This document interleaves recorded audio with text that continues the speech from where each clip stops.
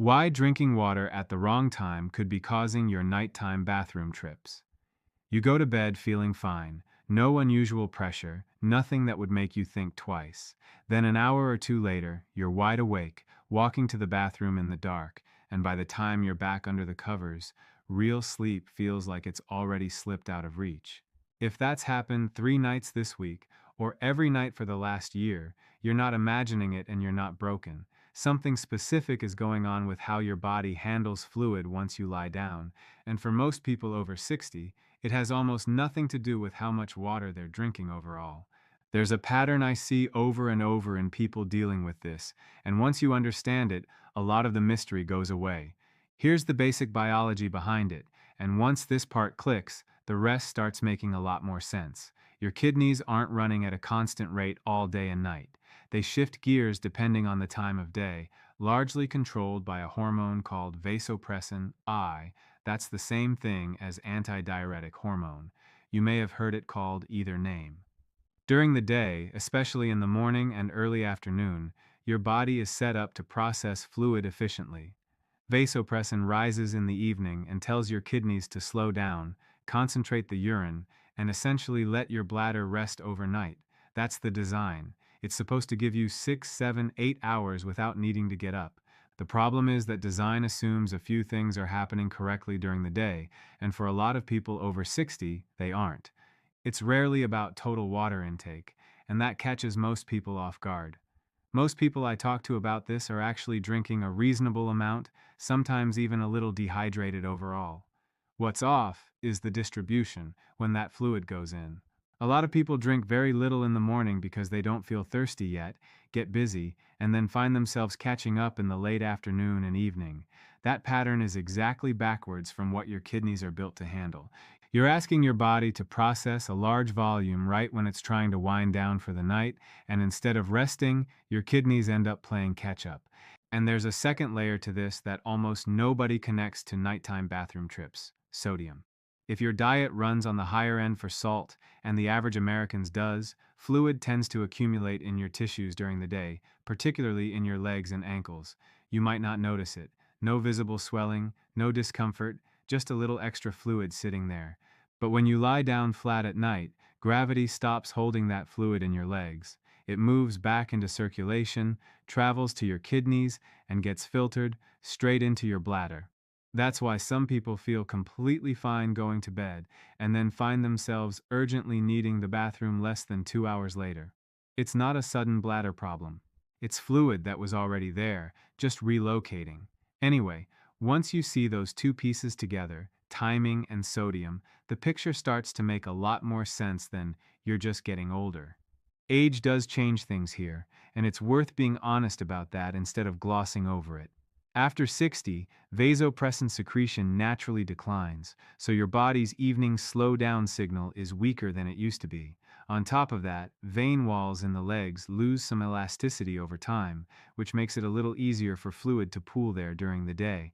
And the heart's pumping efficiency tends to decrease slightly as well, so less of that pooled fluid gets returned to circulation while you're upright and active. None of this means your body is failing you. It means the margin for error is smaller than it was at 30, so the same habits that used to be harmless, a big glass of water at 9 p.m., a salty dinner, now show up as a 2 a.m. bathroom trip. I used to tell patients the fix was simply drink less in the evening, and honestly, I was wrong to leave it that simple. Cutting back on evening fluid without addressing when you drink the rest of it, or how much sodium is sitting in your system, only solves part of the problem. Some people did that and still weren't sleeping through the night, and it took me a while to understand why. The place I'd point you to first is the cutoff before bed, not a vague, don't drink too much at night, but a real window. Figure out your target bedtime, count back 2 to 3 hours, and that's your last significant intake. Your final drink before that window closes should be small, 6 ounces or less, and it shouldn't be caffeinated or alcoholic, because both interfere directly with vasopressin and work against everything else you're doing here. 6 ounces, no caffeine, no alcohol. That's it. This one habit alone tends to make a noticeable difference within a couple of weeks for a lot of people, especially once it's done consistently instead of just on the nights you happen to remember. Beyond that, there's the timing piece most people get backwards without ever realizing it. Front loading your hydration earlier in the day. Your kidneys process fluid most efficiently during the active daytime hours, roughly morning through early afternoon. If most of your daily intake, somewhere in the range of 1.5 to 2.5 liters for most adults, depending on your size and activity level, happens before 2 in the afternoon, your kidneys clear it while you're upright and active. Your bladder does its normal cycling through the day, and by evening there's very little left to deal with. A simple way to start is drinking a full glass of water first thing in the morning, before coffee, before you check your phone. Then aim for steady intake through the late morning, tapering off by late afternoon so you're just sipping by evening rather than drinking full glasses. Sound familiar? The pattern of feeling fine all day and then suddenly needing to catch up on water in the evening? That's the exact habit working against you here, and it's an easy one to not even notice you're doing. And then there's the one that surprises people most, mostly because almost nobody connects it to nighttime bathroom trips at all: sodium and afternoon leg positioning. If you tend to sit for long stretches in the afternoon, at a desk, watching television, reading, that's prime time for fluid to settle in your legs. Elevating your legs for 30 to 45 minutes before dinner, even just with a pillow under your calves, gives your circulatory system a chance to return that fluid to your bloodstream and kidneys while you're still upright and awake. That way, your body deals with it during the day instead of redistributing it the moment you lie down at night.